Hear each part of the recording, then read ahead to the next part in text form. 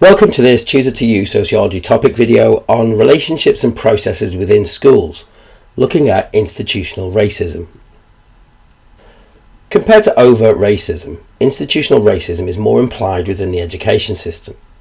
Institutional racism refers to the practices and procedures within an institution that place one or more groups at a disadvantage based on their ethnic background. It's often based upon initial assumptions about the behaviours of specific ethnic groups and can be linked to stereotyping and labelling behaviours. For minority ethnic students, it means that they have to prove that they do not conform to stereotypes, making their transition through education more difficult than for white students. Institutional racism is a concept that has synoptic links elsewhere on the A-Level course, most notably in crime, with the Macpherson inquiry into the conduct of the Metropolitan Police following the death of Stephen Lawrence. With education having the purpose of promoting equality and facilitating social mobility, it might be worth asking, how is the education system institutionally racist? Admissions policies and procedures often place ethnic minority groups at a disadvantage by only producing policies or procedures in English, and often in dense language that is not easy for non-native speakers to understand.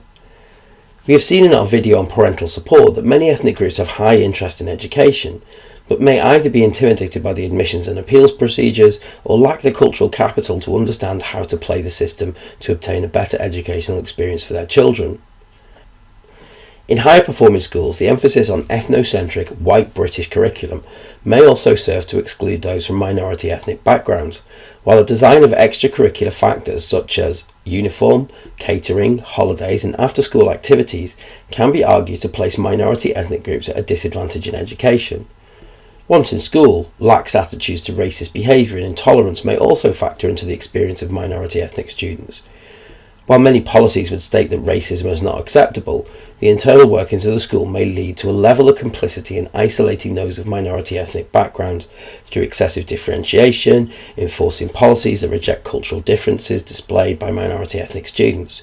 For example, sending Black Caribbean students home for having dreadlocks, or issuing sanctions for teeth sucking, both of which are part of Black Caribbean culture.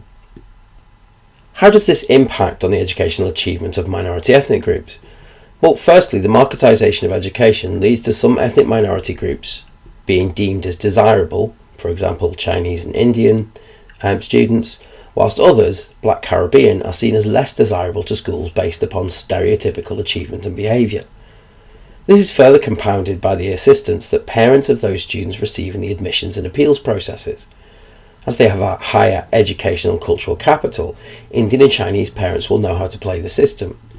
Black Caribbean, on the other hand, may not be aware of how the system works, and with limited educational capital and cultural capital that is not valued by the education system, they may be less likely to get into better schools. Of course, social class has an impact here as well, and in entrance to higher education. For many Black Caribbean students, university entrance is harder than for white students, and certainly less likely to gain admission to more prestigious universities. Inside the school, disciplinary processes disproportionately impact on Black students, with Black Caribbean students particularly being more likely to be disciplined for low-level disruption or excluded permanently from schools. This is in part due to assumptions about Black Caribbean students, and this is reinforced by teachers. This also leads to lower expectations on those students, which in turn impacts on their educational achievement, as the lack of support and constant challenging of behaviour leads them to be demotivated within school. We also need to back up these claims with research. Gilbourne and Udell found that teachers would have lower expectations of Black students alongside working class students, and would spend less time motivating them, more time disciplining them. Tariq Madood found that Pakistani and Black students were more likely to be disadvantaged in their search for a university place than white students, and far more disadvantaged in comparison to Indian and Chinese students. Crozier found that racist behaviours were commonplace from other students and teachers to Pakistani and Bangladeshi students, which created cultures of resistance against education, as outlined by Archer. And this is supported by Klein, who found that racism from pupils was not challenged, and most minority ethnic students had fallen victim to these behaviours. We also need to evaluate these claims. Teachers are often portrayed as being left-leaning, and researchers such as Mirza saw some teachers as trying to overcompensate, what she called liberal chauvinism, as having a duty to educate and protect minority ethnic students, which in a counter-evaluation is a form of implicit racism in itself.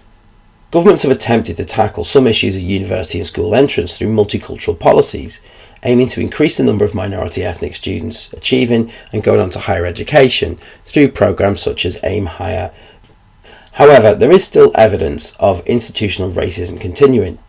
Black students are more likely than other minority ethnic groups to be permanently excluded or off-rolled, removed from exams and school prior to exams in order not to impact negatively on educational league tables.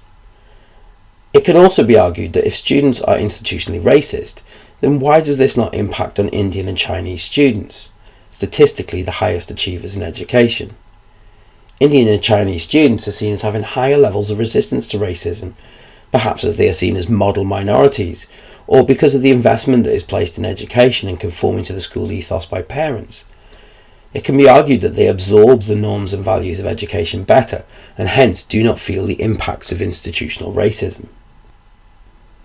That concludes this Tutor to You Sociology topic video on relationships and processes in schools, examining institutional racism. Thanks for watching.